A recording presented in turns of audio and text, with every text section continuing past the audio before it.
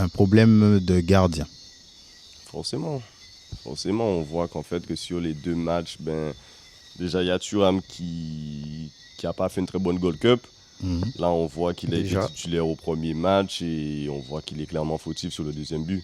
Tu vois, donc déjà, tu te poses quelques questions quand même. Et on voit que sur le deuxième match, même Ajax, il a été fautif également. Donc forcément, il y a des interrogations à ce niveau-là. Moi, j'aurais une autre interrogation. C'est-à-dire qu'on a un championnat ici quand même. On a un meilleur buteur qui est Raphaël Mirval. Et on a vu qu'il n'a pas été appelé. Donc, je ne sais pas pourquoi. Il y a peut-être des problèmes en interne, j'en sais rien. Mais en tout cas, sa non-convocation, en tout cas... c'est pour toi un problème. Jamais. Ils sont 4e actuellement, mais on n'en a pas parlé. Avec des pincettes, ça va vite une saison. Parle dans le micro. Une saison, ça va vite. Rien que ça parle.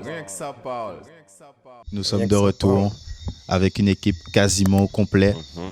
Et je suis content de voir ces petits visages, ces petits sourires. Et toi, tu m'as manqué, ça fait longtemps. Ça fait plus d'1 an. Ouais, ça fait déjà plus d'1 an. En tout cas, le cadre, il est différent, mais toujours les mêmes analyses, on est là. Ça me fait plaisir d'être avec lui aussi, donc voilà.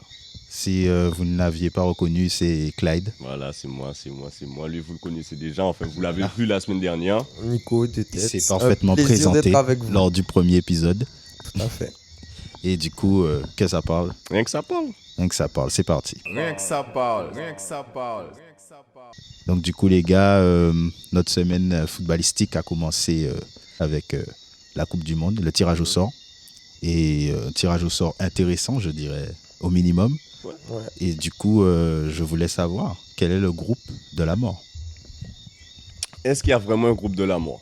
Ah, ça c'est la question. Pour moi, il n'y a pas de groupe de la mort. Il y a peut-être des groupes de la mort. Non, il y a des groupes homogènes, il y en a beaucoup. Et pour moi, le groupe le plus intéressant, en tout cas à suivre, ce serait le groupe A, le groupe du Qatar à domicile. Ok. Avec le Sénégal, l'Équateur et les Pays-Bas.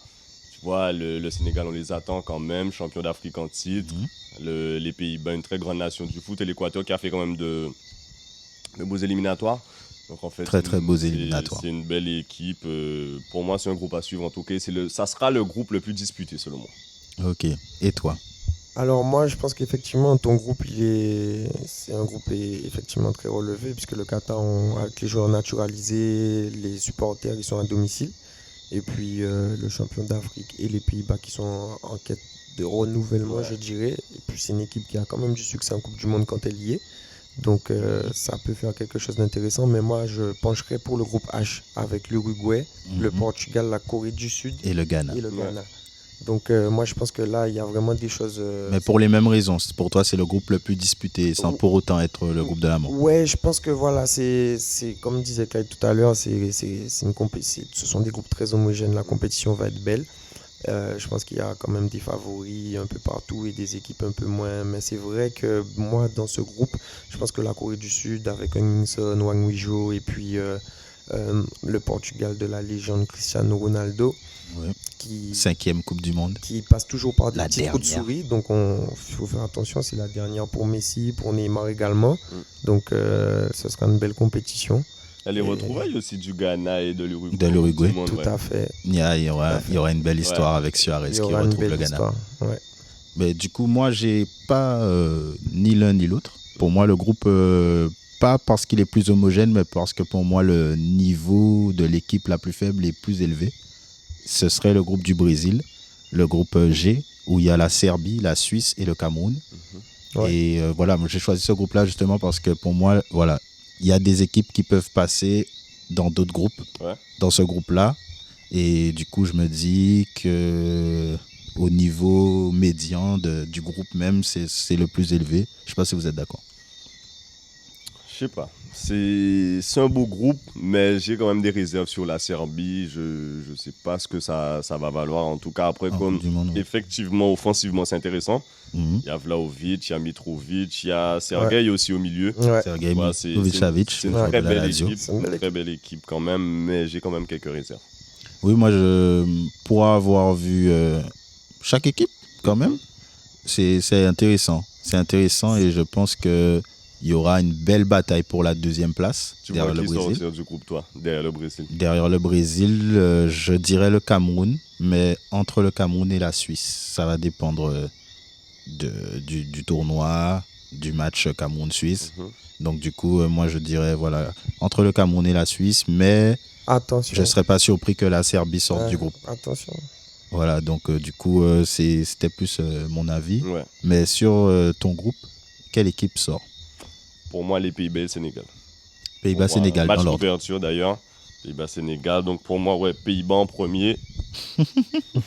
Les aléas. Et du coup, ouais, Sénégal en deuxième. Après, il faut faire quand même attention au Qatar. Hein.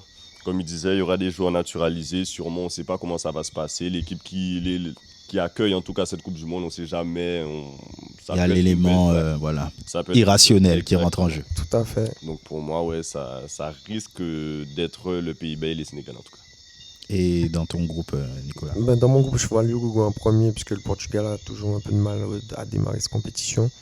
L'Uruguay en premier, puis le Portugal va passer quand même. Cristiano en phase finale, et puis je pense que le Ghana va, même si je les trouve moins bien en ce moment que la Corée du Sud, mais je pense qu'ils vont représenter et Ghana 3 et Corée 4. Ok. Tu penses pas à une petite surprise, le Portugal qui ne passe pas le groupe, qui finit sur un échec? Franchement, c'est quelque chose qui peut être envisageable au vu des derniers résultats du Portugal en compétition, même quand ils ont gagné en 2016 l'Euro par exemple. Et ils font 3 nuls, je crois, en phase de poule. Là, c'est compliqué, c'est plutôt laborieux, mais ils passent. Donc, moi, je vois quand même Cristiano surmotiver son équipe. C'est un bon groupe. Ils ont de l'expérience, notamment en défense centrale derrière et puis au milieu même, des gars comme Moutinho qui sont quand même en première ligue toujours, qui ont un niveau, qui maintiennent, qui jouent quand même au haut niveau toujours. Donc ça ajoute à l'expérience. Je pense qu'ils vont quand même sortir du groupe. Il n'y aura pas de surprise spécialement, mais je pense que ce sera très disputé et très difficile. Qui est-ce que vous voyez remporter la compétition? Quelle équipe sera championne du monde? Comme lui, je pense le Brésil. Hein. Le Brésil, 2 fois. Je vois une finale France-Brésil en tout cas. Ok. Mais je vois le Brésil vainqueur. Brésil vainqueur. Pas une équipe outsider un peu. Il y a l'Angleterre qui fait des très bonnes qualifications. Ouais. L'Espagne. On a envie d'attendre aussi la Belgique. Tu vois, ça fait plusieurs années qu'on parle de la génération dorée. Et au final, ça ne va jamais au bout. Donc on se dit pourquoi pas eux sur un malentendu, on ne sait jamais, mais moi je vois France-Brésil en finale en tout cas. Non, franchement, moi j'y crois plus trop à la Belgique, pas que voilà, mais il y a quand même Kevin De Bruyne, Romelu Lukaku, mais moi je pense que quand même, tu vois, des joueurs comme Witsel, à l'ancienne, bon, Chadliki, ils s'appellent même plus trop, même si bon, tu vas me dire, il y a Doku, mais tu vois, Witsel, Vertonghen, Alderweireld, tout ça, même Meunier. C'est vieillissant. Voilà, derrière. C'est vraiment, ils ont une charnière Courtois, De Bruyne, Lukaku, c'est clair. Après, il y a Torgan mais tu vois, depuis qu'Hazard s'est éteint au Real, la Belgique, non, je les vois pas. Après, Eden Hazard en équipe nationale, c'est pas Eden Hazard en club. En tout cas, le Eden Hazard du Real Madrid. C'est clair, mais son physique, c'est ça. Eden est toujours blessé. Après, peut-être qu'il y a de la politique derrière dans ses blessures, mais Eden, il n'est pas au mieux. Il n'est pas heureux. Donc, Après, est-ce qu'au moment de la Coupe du Monde, il sera toujours au Real? Ouais, c'est clair, j'avoue. Faut oublier, elle est en décembre, la Coupe du Monde, donc en fin novembre. Mais attention aux Allemands. Ouais.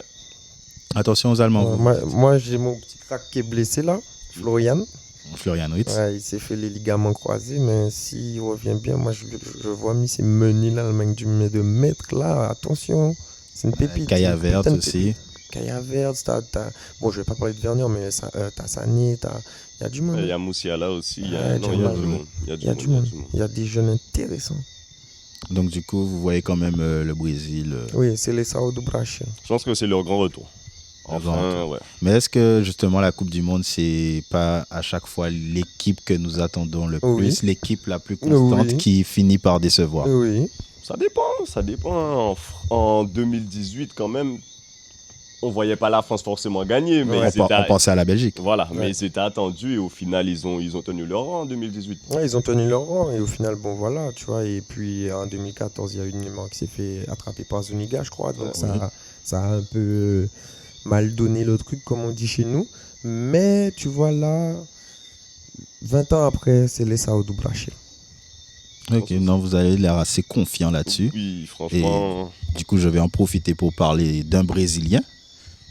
Qui a fait son apparition en Ligue 1 ce week-end au sein de l'Olympique Lyonnais. D'ailleurs, une très belle apparition puisqu'il rentre, il marque quasiment sur son premier ballon. Je crois que c'est son deuxième ballon. Au bout de 2 minutes, même pas. Moins de 2 minutes. Ouais, moins de 2 minutes. Donc, on parle de Tété et je voulais vous demander, est-ce que le recrutement de Tété à Lyon, est-ce que ce n'est pas le faux bon plan? Ça commence très bien, mais en fait... il y a anguille sous roche et c'est l'arbre Après, pour moi, cache la forêt. Il n'a rien à perdre. Lyon n'a rien à perdre pour l'instant. En tout cas, si c'est un contrat qui s'arrête jusqu'à la fin de saison, tout le monde est gagnant. Lui, il a envie de jouer au foot. Ça fait quelques temps qu'il ne peut pas jouer. Lyon, en tout cas, leur saison, elle est déjà, entre guillemets, foutue. Tu vois, donc, s'ils peuvent avoir un joueur pour quelques matchs qui peut, en tout cas, dynamiter le parcours, ben, pourquoi s'en cacher, en fait? Donc, toi, tu ne penses pas au fond bon plan? Ah non, pas du tout. Moi, je pense que c'est un bon plan pour Lyon, puisque comme disait Clyde, c'est un contrat qui est assez court. Donc, c'est dû à la situation. Ouais, c'est pour l'instant, effectivement, parce qu'il y a des pourparlers. Visiblement, tu as fait des déclarations. Ouais. Mais voilà, là, je pense que le foot en Ukraine ne va pas reprendre d'aussitôt, même si le conflit se termine, il y a une reconstruction. Et puis, est-ce que les gens auront envie d'y aller, tu vois?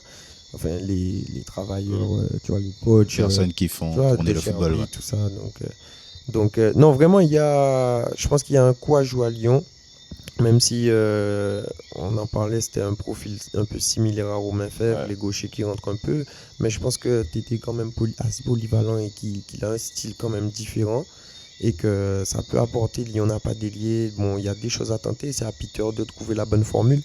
Lorsque Lyon a annoncé Tété, je me suis dit c'est un bon joueur pour l'avoir suivi au Shakhtar Donetsk, mais je pensais effectivement à son poste, le poste d'ailier droit, où Lyon venait de trouver une solution avec Romain Fèvre en faisant partir Shaqiri.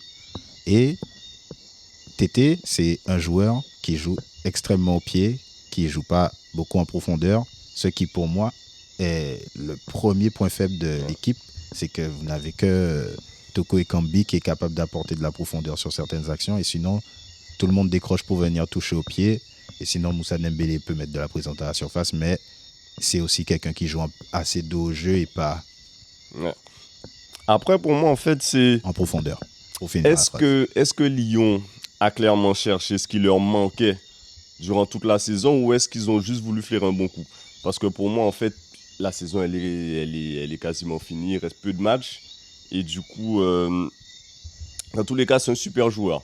Donc, si tu as la possibilité de le signer, dans tous les cas, tu ne vas pas t'en priver. Mais est-ce qu'il vient clairement combler, en fait? Mais justement, on parle de le prolonger, on parle de l'acheter, de discuter avec le Shakhtar. Voilà, après ça, c'est autre chose. C'est pour ça que je t'ai dit, en tout cas, à court terme, pour moi, c'est une super idée. Sur le long terme, je ne sais pas, il y a Cherki qui est blessé, c'est à peu près le même profil. Donc... C'est ça. Est-ce que ta solution de percussion, c'était pas Cherki? C'est vrai que ça touche beaucoup le ballon, mais Cherki, c'est quelqu'un qui, en un contre un, il y va, il porte ses couilles, c'est un gars du club, il est jeune, il a encore à apprendre, mais sur le côté, c'est à tenter. C'est vrai que je le préfère en 10. Je sais pas pour après, vous. c'est son poste de base.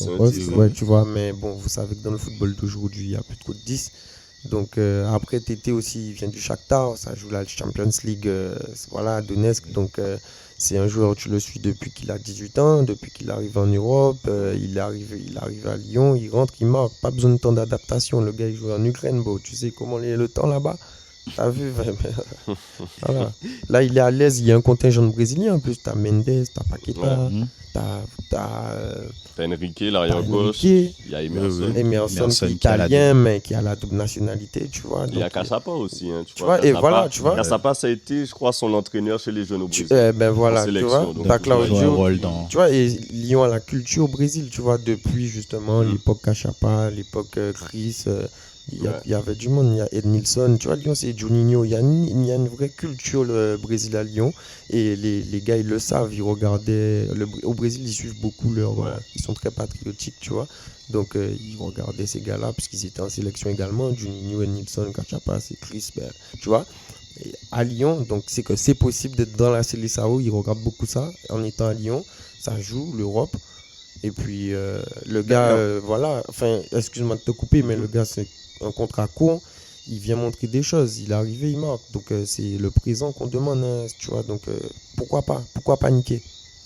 Pourquoi pas peut-être qu'à Lyon aussi, il aura sa chance pour la Coupe du Monde. On ne sait pas, hein. Guimarães, il a bien été international tout en jouant à Lyon. Voilà, c'est première sélection. C'est peut-être s'il reste aussi une occasion de se montrer et d'aller à la Coupe du Monde. Regarde Gerson international. Alors moi, je voulais plus vous amener sur le terrain du profil.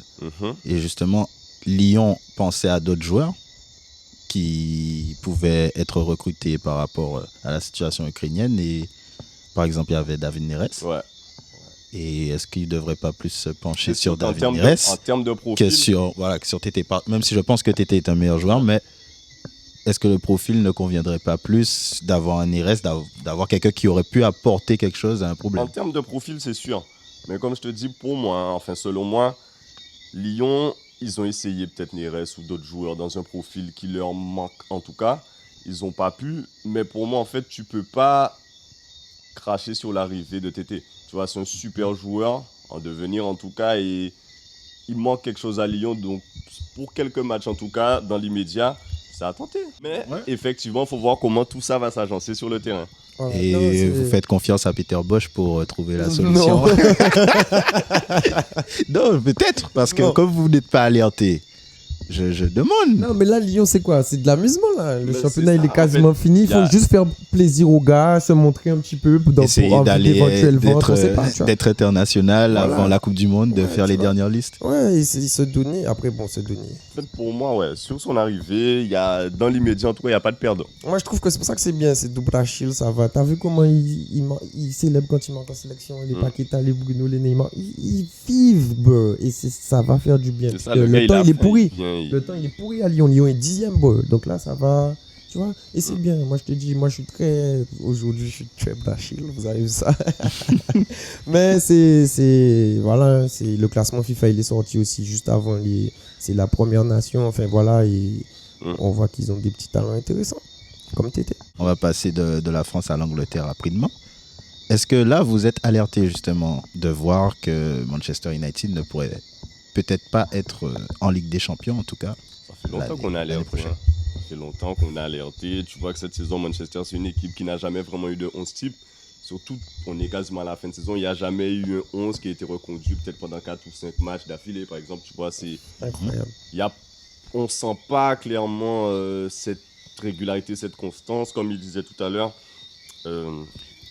C'est surtout le contraste avec le recrutement, de te couper. Ouais, du coup, le recrutement, on s'est dit, oui, Varane. Et la réalité du terrain... C'est ça, ça ne fonctionne pas. Et puis, comme il disait, il y a... les 6 derniers matchs, c'est une compo différente, bro. Enfin, c'est tout le temps une compo différente. Rangnick, c'est Sampaoli, le type. Non, sérieux, c'est tout le temps différent, ça change tout le temps. Et il tente des trucs de ouf, hein, frérot. Est-ce que c'est lui le problème? Non, lui, il cherche une solution. Et puis, il est intérimaire, il est là pour tester, justement, il tente. Mais bon, après, c'est vrai que tu as des blessures, tu as énormément de choses. Là, Ronaldo, il n'était pas là ce week-end, donc Fernandez a joué un point, tu as vu. Mais c'est tout le temps différent. Les gars, ils peuvent pas s'adapter, avoir une stabilité, une régularité, je pense. Trouver des phases de jeu. Tantôt, Fernandez, il est en attaquant de pointe. Il a tenté à gauche, il est en 10. Tu vois? Il ne sait pas où placer Pogba. Les latéraux, ça change tout le temps. Wan-Bissaka, Telles, Dalot, Shaw, ça change tout le temps. Il met même Lindelof sur le côté des fois, tu vois. Il n'est pas stable. Manchester, c'est pas stable. Et comme tu dis, ça fait longtemps qu'on attend. Après, j'ai peut-être un petit espoir, pas pour cette saison. Moi, je pense que la course là, à l'Europe, c'est mort pour eux. Sachant que la Ligue des Champions. À la Ligue des Champions. Ouais, à la Ligue des Champions, pardon. Je dis l'Europe, pardon. C'est vrai qu'en Angleterre, ils ont voulu aller passer des riches. Mais à la Ligue des Champions, tu vois, Arsenal, ils sont assez constants. Ils ont quand même perdu ce soir contre une très bonne équipe de Crystal Palace. Mais le calendrier de Manchester, il est pas évident. Ça va jouer Crystal Palace en forme. Il y a Arsenal, il y a Chelsea, il y a Liverpool aussi. Ouais, ben, tu vois, il y a pas mal de gens qui... Ça va être compliqué. Quel est le problème? Parce que tu as dit que ce n'était pas Rangnick. Est-ce que c'est vraiment de sa faute? Alors, déjà, c'est de la faute de qui? Déjà, est-ce que lui, il sera là l'an prochain? Parce que c'est un intérimaire, normalement, jusqu'à la fin de saison. Est-ce que... faut voir tout ça, mais pour moi... c'est bien que non. Pour moi, le recrutement, probablement déjà, il a été mal fait. Pour moi, enfin... Oui. Donc, le recrutement annoncé en grande pompe, en fait, n'était pas bon. Tu craches pas sur l'arrivée d'un multiple ballon d'or, forcément. C'était le grand retour, tant attendu, nanana, il met les buts, il plante, c'est Cristiano. Mais est-ce que ça n'a pas déséquilibré l'effectif? C'est beaucoup. C'est beaucoup. J'aime bien cette question. Là-bas. Est-ce que tu vois, au final, t'as Rashford qui a totalement disparu? Il a tellement d'impact sur le jeu qu'il y a des joueurs, même Bruno Fernandes, pendant un moment, avait du mal. Mais ouais, parce que quand tu regardes les matchs, les gars, souvent, moi, quand je regarde United, je regarde pas United tout le temps, mais quand je regarde United, mais ça cherche pas mal Chris. Et Cristiano, lui, c'est pas Cristiano 20 ans, tu vois. Il va pas faire de différence dans ton jeu. Tu vois, quand il touche le ballon, Cristiano, je dirais pas que c'est un joueur lambda. Tu sais que c'est Cristiano, ça peut péter. Mais tu vois, tu sens pas le truc genre par exemple, quand Kylian il touche le ballon, ça boue, tu vois, tu sais pas, c'est la pif, ça va, tu vois. Il y a encore du gaz dans le Coca. Ah ouais, il y a encore du gaz dans le Coca. Ah oui, tu vois, et Cristiano, c'est toujours un redoutable. Là maintenant, c'est un style différent, c'est un buteur, c'est un finisseur, c'est quand même un tueur, c'est Cristiano. Mais comme tu dis, ça a un peu inhibé des gars comme Sancho, des gars comme Rashford sur qui tu mises, tu vois, c'est des jeunes, tu vois, t'as Elanga qui vient, t'as des Cavani, Cavani joue pas, tu vois, c'est compliqué. Même Pogba, tu vois. Pogba, j'ai l'impression, lui, il est... Lui, il t'a dit clairement, il attendait le rassemblement en équipe de France. Hein, tu vois, pour pouvoir souffler un peu dans cette situation-là. C'est chaud.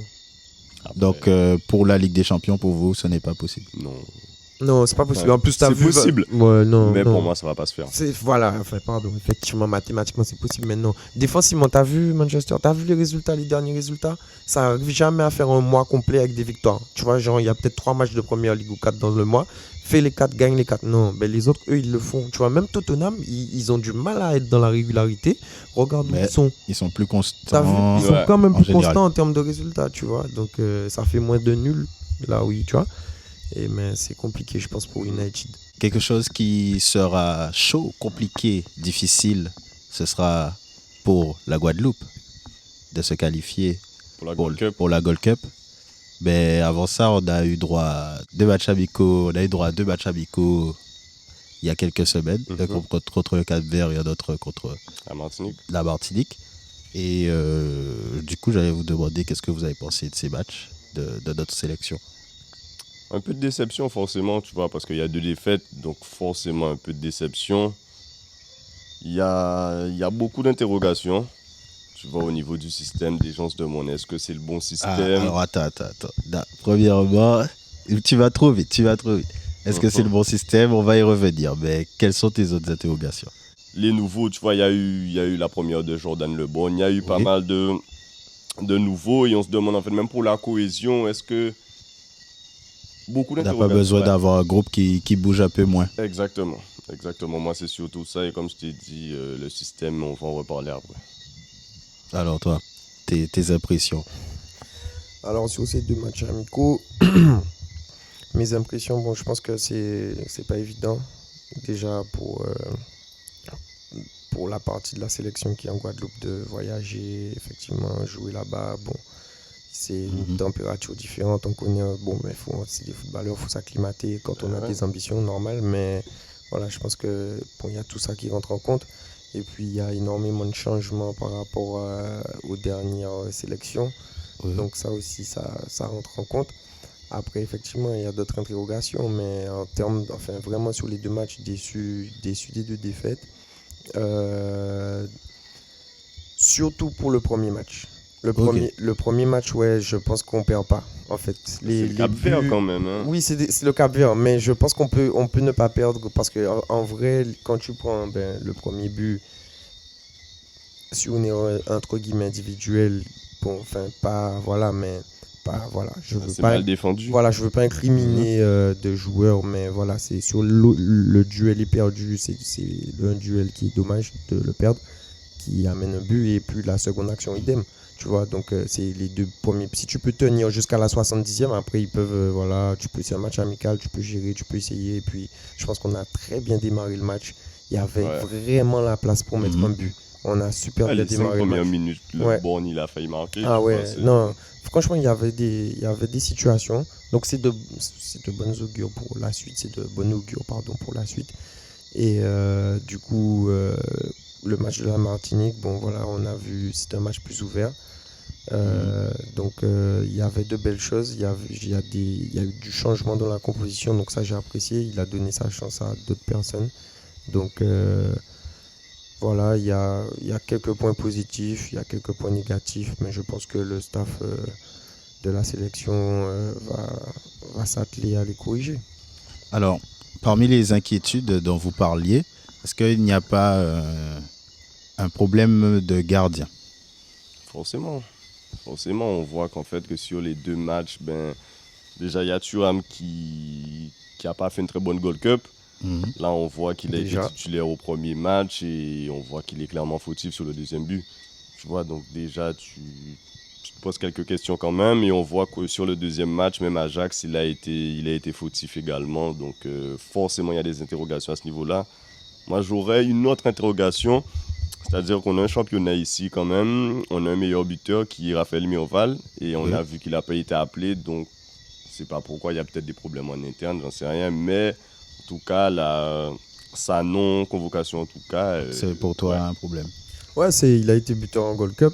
Donc voilà, c'est quand même pas négligeable. Il a eu une fenêtre de transfert. Donc, il est déjà à 13 buts cette saison. Voilà, tu vois, il a eu une fenêtre de transfert. Il a eu un essai quand même à Aubagne, c'est pas rien. Aubagne, c'est... Ça a été signé, hein, Aubagne. Bien sûr, pendant la Summer League, mais pendant l'été, Aubagne, ça, c'est des matchs amicaux contre l'Olympique de Marseille. Tu vois, c'est dans la région. Enfin voilà, tu vois, ça joue. C'est quand même la N2. C'est peut-être la N2, je crois. Oui. Et du coup, non, mon téléphone allait tomber.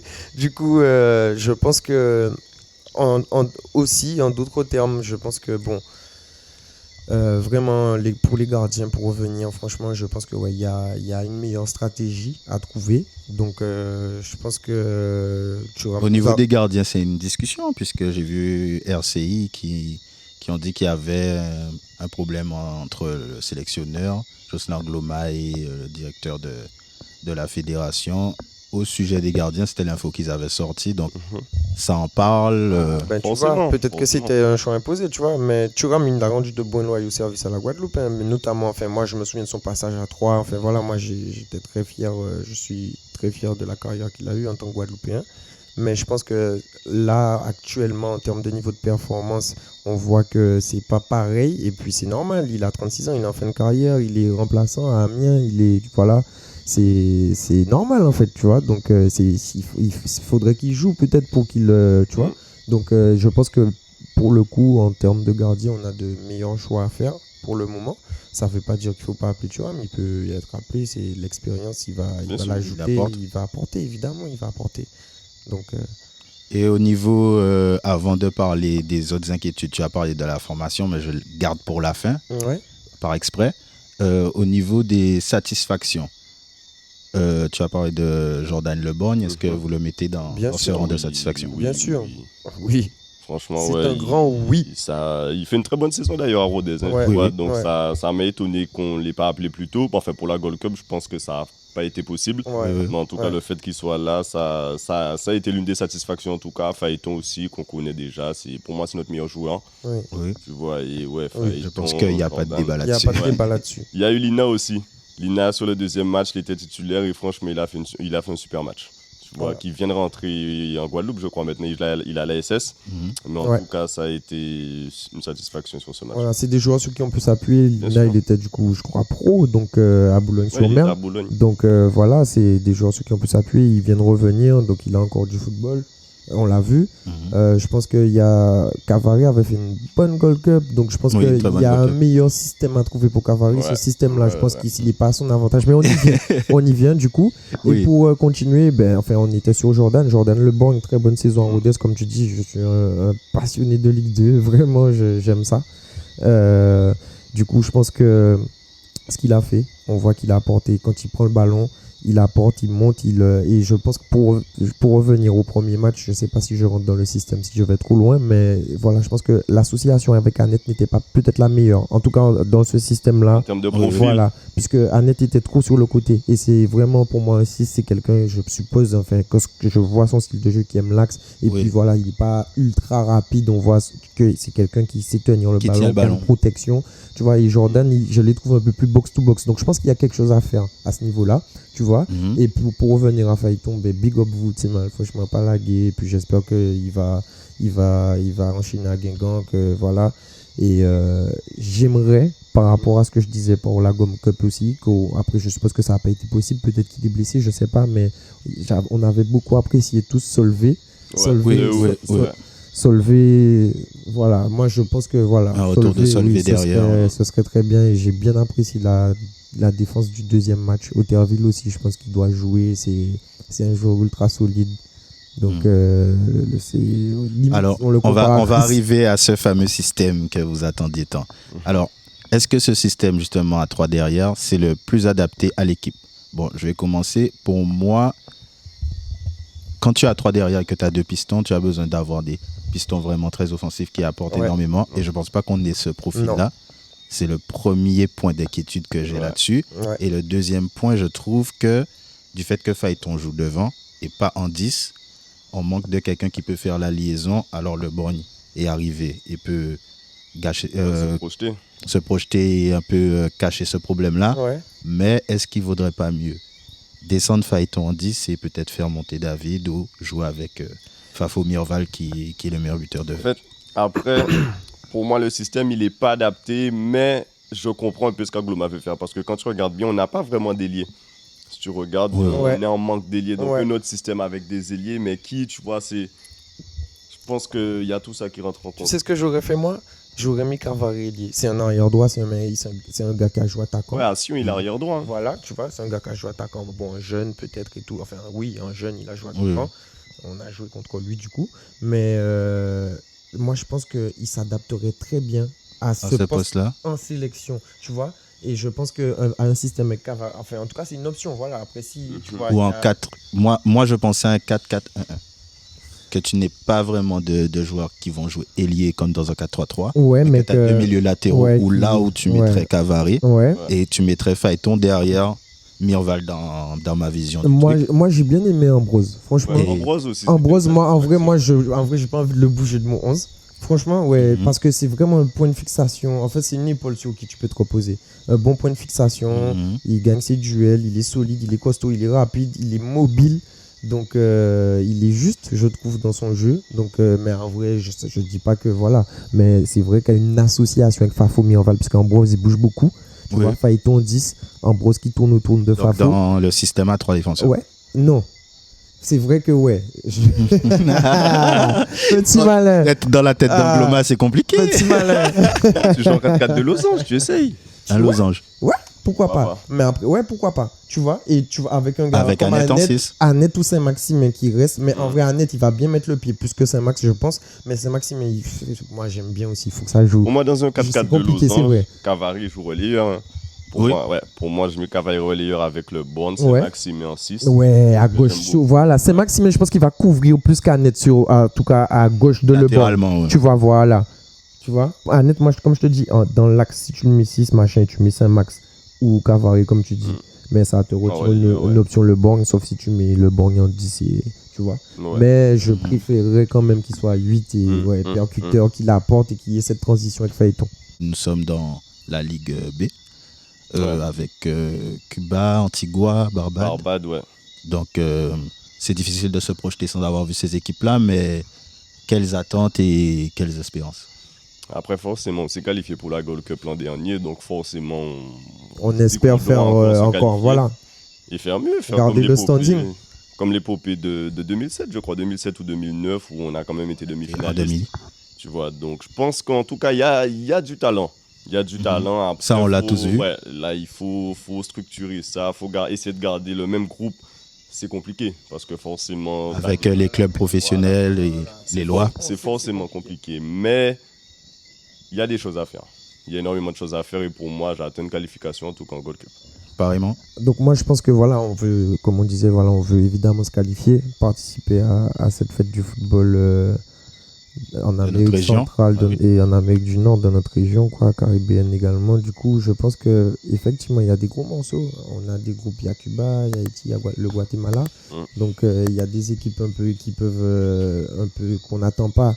Qui peuvent être. Nous foutez-yo, j'ai envie de te dire. On va te dire ça, mais bon. Non. Nous foutez-yo. Non, c'est clair, j'avoue, c'est vrai. Mais voilà, tu sais qu'ils ont une revanche à prendre, par exemple, tu vois, donc il y a une qualification pour la Gold Cup, ils ont un rang qui est différent d'une autre.